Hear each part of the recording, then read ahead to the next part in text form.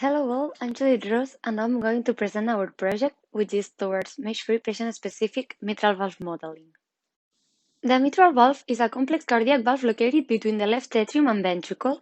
Its structure involves the mitral annulus ring, the leaflets, the papillary muscles, and the chordae tendineae. In light of the complexity of the valve, the development of computational models is a powerful instrument to quantify and further understand valve physiopathology, to assess safety and efficacy of new cardiovascular devices, speeding up the incorporation of the new devices to the market, and models also have the potential to become an important instrument to assess medical decisions. To that end, computational models not only need to be accurate, reliable, and robust, but also efficient enough to be used by industry and in a clinical environment. In the field of cardiac biomechanics, numerical mesh-based approaches such as the finite element method or finite volume method have been largely used to solve solid and fluid dynamics problems related to the mitral valve and some of its pathologies, showing great performance and reliability.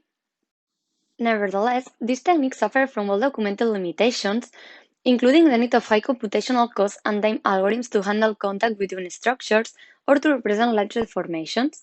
Besides, when coping with irregular geometry, such as the mitral valve, mesh generation demands for laborious and manual editing workload, obstructing the processing of large amounts of data.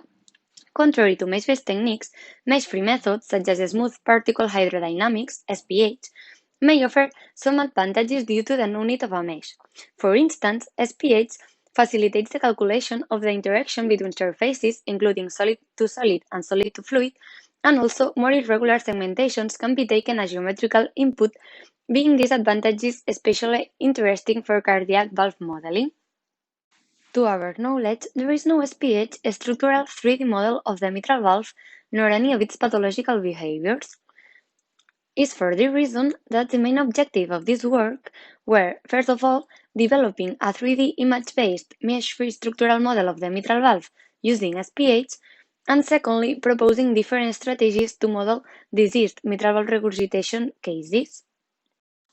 SPH discretization was used in order to solve the continuous mechanics equations describing the mitral valve dynamics. In SPH, the domain is divided in a set of moving particles with no connectivity among them. A function is defined for each of the particles, as well as a kernel determining the neighborhood around that particle. To model mitral valve solid mechanics, the four equations shown in the middle of the slide were used. And finally, in order to model the contact between both leaflets, the frictional contact algorithm based on ideal plastic collision developed by Wong et al. Was used. In contrast to most mesh-free contact approaches, this algorithm avoids particle penetration without the need of a penalization coefficient.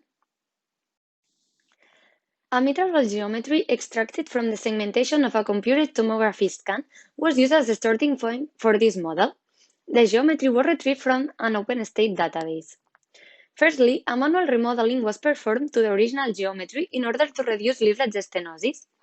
Then, two extra particle layers were added to generate a constant total valve thickness of 1 mm. The resulting geometry, that you can see in the left of the slide, included 2,699 regularly distributed particles and a valve surface area of 4.65 square centimeters. On the other hand, chordae tendineae were modeled as a set of straight springs linking the papillary muscle tips with the leaflet's free edges. Each spring offered a resistance against the motion towards the atrium, defined with the equation that you can see in the right part of the slide. Finally, a physiological transvalvular pressure and a papillary muscle motion were taken into consideration as boundary conditions.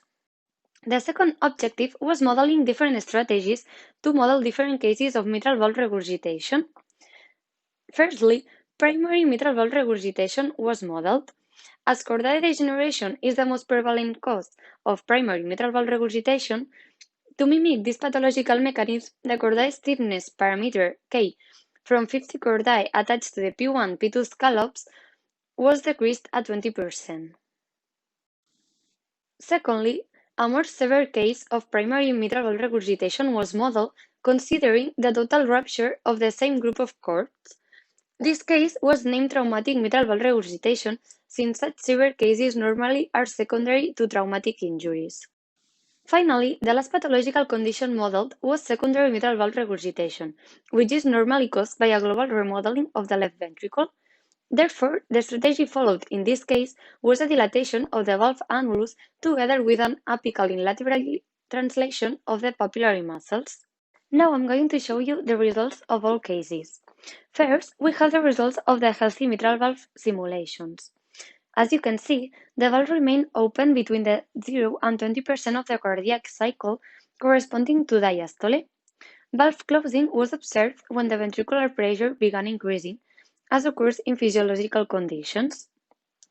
In the case of primary traumatic mitral regurgitation, a prolapse into the left atrium was observed during the 45 and 60% of the cardiac cycle. The prolapse occurred in the area where the cords were damaged or removed. As expected, in the traumatic case, a more severe prolapse compared to the primary mitral regurgitation case was appreciated due to the chordae rupture.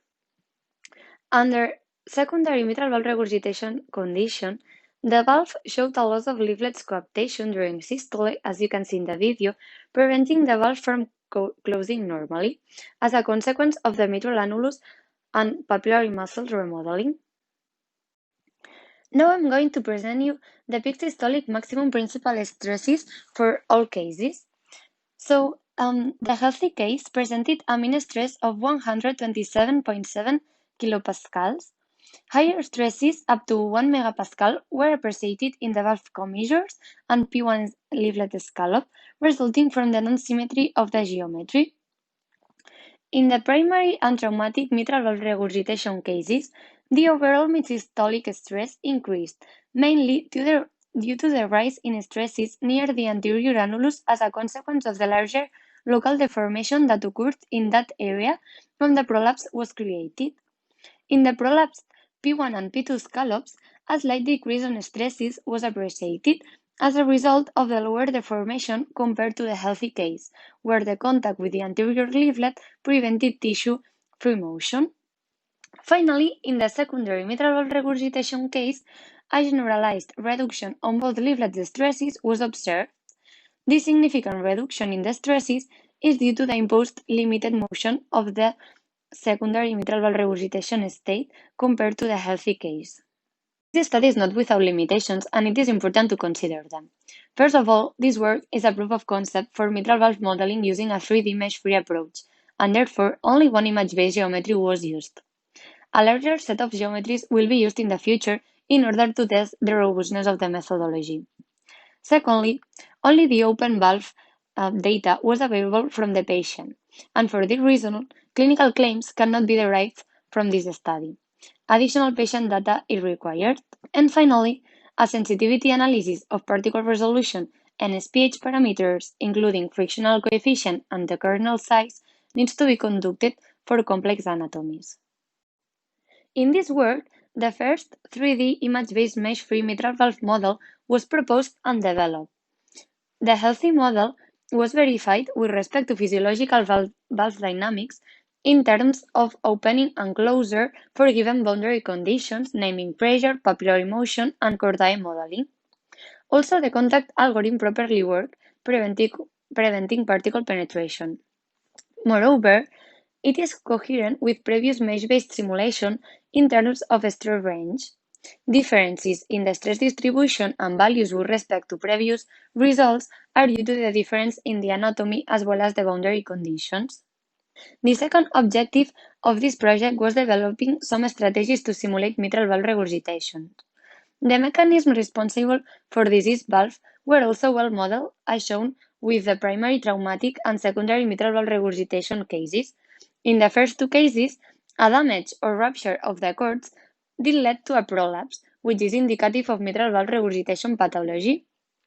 High stresses values were observed near the annular region, and a slight decrease on the stresses was found in the prolapsing scallop, as in other mesh-based model results. In the case of secondary mitral regurgitation, a dilated heart did influence the performance of the whole valve apparatus even if the valve was healthy. A general leaflet loss of coaptation was observed, commonly presented in secondary mitral valve regurgitation disease. A global decrease of the mean leaflet stresses was found, a result as a result of the limited deformation of both leaflets due to the annulus dilatation and restricted papillary muscles motion. So, as a conclusion, we have demonstrated that SPH-based models have the potential to become an alternative to mesh-based approaches in the modeling of both healthy and diseased mitral valve simulations. Thank you very much for your attention and your time.